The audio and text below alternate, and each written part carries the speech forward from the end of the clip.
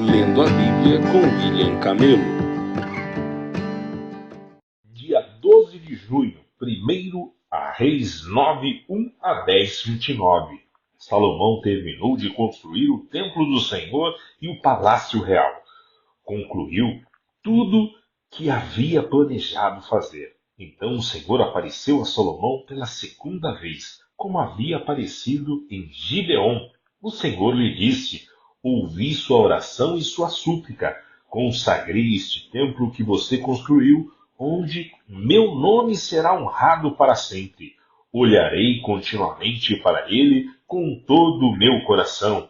Quanto a você, se me seguir com integridade e retidão, como fez seu pai Davi, obedecendo a todos os meus mandamentos, decretos e estatutos, estabelecerei o trono de sua dinastia sobre Israel para sempre. Pois fiz esta promessa a seu pai Davi: um de seus descendentes sempre se sentará no trono de Israel. Mas se você ou seus descendentes me abandonarem e desobedecerem a meus mandamentos e decretos, seguindo e adorando outros deuses, arrancarei Israel desta terra que lhe dei. Rejeitarei este templo que consagrei em honra ao meu nome, e farei de Israel objeto de zombaria e desprezo entre as nações. E embora este templo seja agora importante e imponente, todos que passarem perto dele ficarão chocados e horrorizados. Perguntarão: por que o Senhor fez coisas tão terríveis com essa terra e com este templo? E a resposta será: porque os israelitas abandonaram o Senhor seu Deus, que tirou seus antepassados da terra do Egito. Em lugar dele, adoraram outros deuses e se prostraram diante deles. Por isso o Senhor trouxe sobre eles essas calamidades. Salomão levou 20 anos para construir o templo do Senhor e o palácio real. Depois deste tempo, Salomão deu a Hirão, rei de Tiro, 20 cidades da Galileia. Hirão havia fornecido toda a madeira de cedro e cipestre e todo o ouro que Salomão havia pedido. Contudo, quando Hirão veio de Tiro para ver as cidades que Salomão lhe tinha dado, não ficou nada satisfeito com elas. Que espécie de cidades são essas, meu irmão? Perguntou ele. Então Hirão chamou aquela região de Cabul, como é conhecida até hoje. Hirão tinha enviado a Salomão 4.200 quilos de ouro.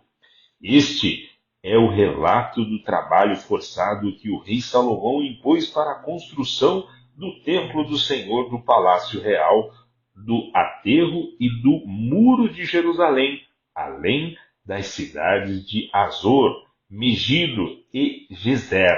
O faraó, rei do Egito, havia atacado e conquistado Gezer, matou seus habitantes cananeus, incendiou a cidade e a deu como presente à sua filha quando ela se casou com Salomão. Assim, Salomão reconstruiu a cidade de Gezer. Também construiu Bet-Horon Baixa, Baalate e Tamar, no deserto daquela região. Construiu cidades para servirem como centros de armazenamento e também cidades para seus carros de guerra e de cavalos. Construiu tudo que desejou em Jerusalém, no Líbano e em todo o reino. Ainda havia na terra habitantes que não eram israelitas: amorreus, hititas, fariseus, heveus e jebuseus. Eram descendentes das nações que os israelitas não haviam destruído completamente. Salomão os recrutou para trabalhos forçados e é nessa condição que trabalham até hoje. Mas Salomão não recrutou nenhum israelita para trabalhos forçados. Eles o serviram como soldados, funcionários do governo, oficiais e capitães de seu exército, comandante de carros de guerra e cavaleiros. Nomeou 550 israelitas para supervisionarem os trabalhadores de seus vários projetos. Salomão transferiu a residência de sua esposa, a filha do faraó, da cidade de Davi para o novo palácio que ele havia construído para ela. Depois construiu o aterro. 3 vezes por ano, Salomão apresentava holocaustos e ofertas de paz sobre o altar que havia construído para o Senhor e também queimava incenso perante o Senhor. Assim, ele terminou o trabalho de construção do templo. O rei Salomão também construiu navios em Ezion-Geber, um porto próximo a Alate, na terra de Edom, às margens do Mar Vermelho. Irão enviou uma frota com marinheiros experientes para servirem nas tripulações dos navios, junto com os marinheiros de Salomão. Navegaram a Ofir e trouxeram para Salomão 14.700 quilos de ouro. Quando a rainha de Sabá ouviu falar da fama de Salomão, que honrava o nome do Senhor, foi até ele para pô-lo à prova com perguntas difíceis. Chegou a Jerusalém com uma comitiva numerosa e uma imensa caravana de camelos carregados de especiarias, grande quantidade de ouro e pedras preciosas. Quando se encontrou com Salomão, conversou com ele a respeito de tudo que tinha em mente. Salomão respondeu a todas as suas perguntas. Nada era difícil demais para o rei explicar. Quando a rainha de Sabá percebeu quanto Salomão era sábio e viu o palácio que ele havia construído, a comida que era servida às mesas do rei, os alojamentos e a organização de seus oficiais e servos, os trajes esplêndidos que vestiam, os copeiros da corte e os holocaustos que Salomão oferecia no templo do Senhor, ficou muito admirada. Disse ela ao rei: é verdade, tudo que ouvi em meu país a respeito de suas realizações e de sua sabedoria. Não acreditava no que diziam até que cheguei aqui e vi com os próprios olhos. Aliás, não tinha me contado nem a metade. Sua sabedoria e prosperidade vão muito além do que ouvi. Como deve ser feliz o seu povo! Que privilégio para seus oficiais estarem em sua presença todos os dias ouvindo sua sabedoria. Louvado seja o Senhor seu Deus, que se agradou de você e o colocou no trono de Israel, por causa do amor eterno do Senhor por Israel. Ele o fez rei para governar com justiça e retidão.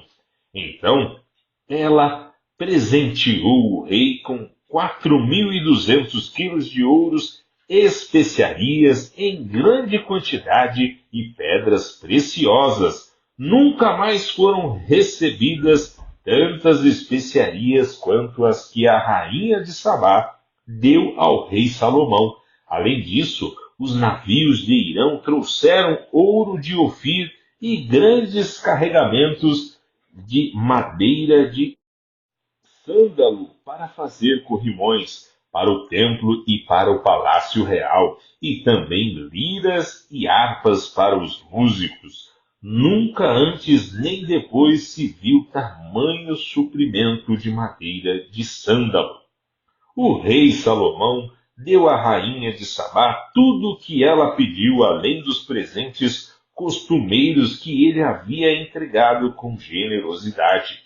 Então ela e sua comitiva regressaram para sua terra.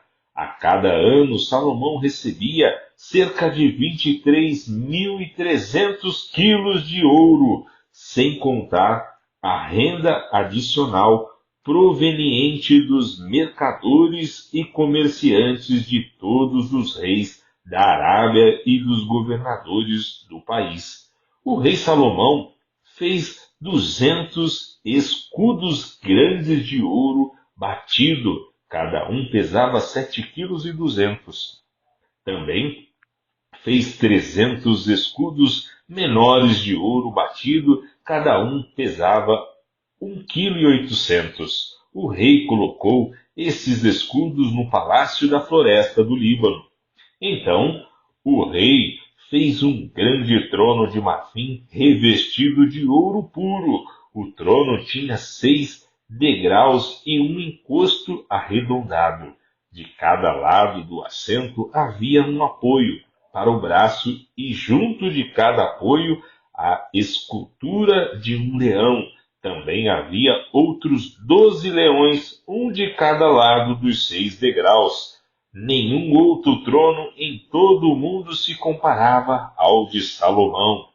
Todas as taças do rei Salomão eram de ouro e todos os utensílios do palácio da floresta do Líbano eram de ouro puro. Não eram de prata, pois nos dias de Salomão a prata era considerada um metal sem valor.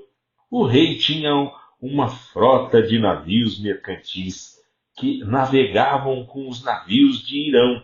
Uma vez a cada 3 anos, as embarcações voltavam, trazendo ouro, prata, marfim, macacos e pavões. Salomão se tornou o mais rico e sábio de todos os reis da terra. Gente de todas as nações vinha consultá-lo e ouvir a sabedoria que Deus lhe tinha dado. A cada ano os visitantes traziam presentes de prata e ouro, roupas, armas, especiarias, cavalos e mulas. Salomão ajuntou muitos carros de guerra e cavalos. Possuía 1.400 carros de guerra e 12.000 cavalos. Mantinha alguns deles nas cidades designadas para guardar esses carros de guerra e outros perto dele em Jerusalém. O rei tornou a prata tão comum em Jerusalém como as pedras, e havia tanta madeira valiosa de cedro como as figueiras bravas que cresciam nas colinas de Judá.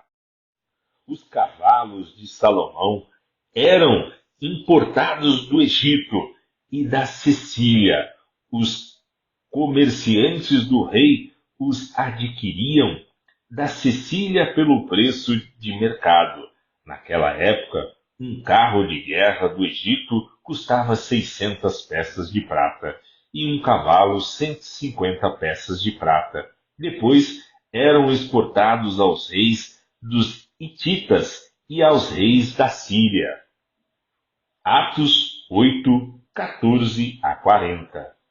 Quando os apóstolos em Jerusalém souberam que o povo de Samaria havia aceitado a mensagem de Deus, enviaram para lá Pedro e João. Assim que os dois chegaram, oraram para que aqueles convertidos recebessem o Espírito Santo, pois apesar de terem sido batizados em nome do Senhor Jesus, o Espírito Santo ainda não havia descido sobre nenhum deles.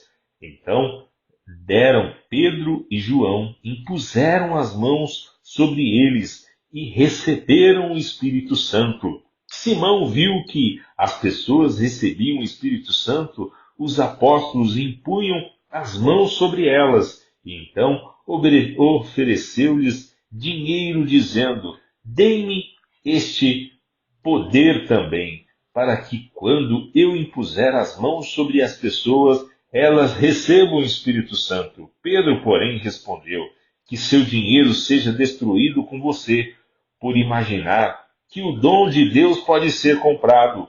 Você não tem parte nem direito neste ministério, pois seu coração não é justo diante de Deus. Arrependa-se de sua maldade e ore ao Senhor, talvez Ele perdoe esses seus maus pensamentos, pois vejo que você está cheio de amarga inveja e é prisioneiro do pecado. Simão exclamou: orem ao Senhor por mim, para que estas coisas terríveis não me aconteçam. Depois de terem testemunhado e proclamado a palavra do Senhor em Samaria, Pedro e João voltaram a Jerusalém.